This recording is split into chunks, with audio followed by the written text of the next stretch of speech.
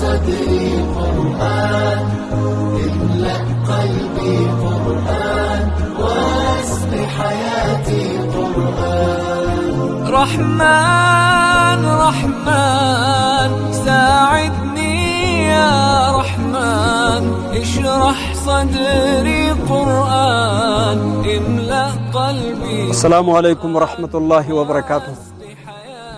أيها المشاهدون الأكارم وإخوتنا في العقيدة والإيمان، نحن الآن في رحاب جامع الخلفاء الراشدين بولاية كونر مركز أسعداباد. هذا المسجد العظيم الذي تشاهدونه وطلاب الحلقات القرآنية يدرسون القرآن الكريم صباحا ومساء. وعندنا الآن 8 حلقات من تحفيظ القرآن الكريم، يتابعون الطلاب درس القرآن الكريم من هؤلاء المشايخ العظام محفظي كتاب الله الكريم. أهلا وسهلا بمندوب ومعه جماعة من مؤسسة القرشي حفظ الله الجميع.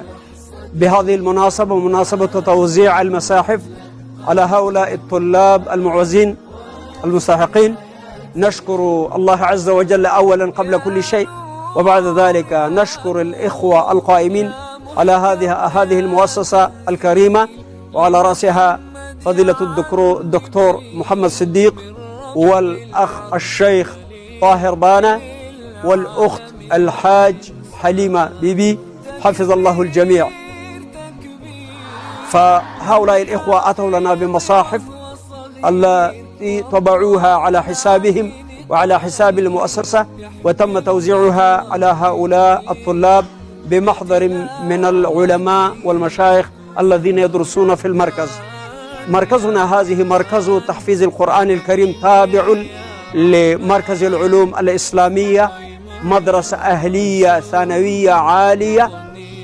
ونحن كما ذكرنا سابقا نتابع الدروس للدورة الكبرى، وكذلك المواد الدراسية من مراحل التعليمية من الابتدائية إلى الثانوية العليا. ونحن نشكر الله تعالى بهذه المناسبة للإخوة القائمين، على رأسهم أخ حامد ومن معه، وجزاهم الله خيرا، ونشكر الجميع وبارك الله تعالى في جهودكم، وتقبل هذا العمل الخيري وجعله في ميزان حسناتكم. والسلام عليكم ورحمة الله وبركاته.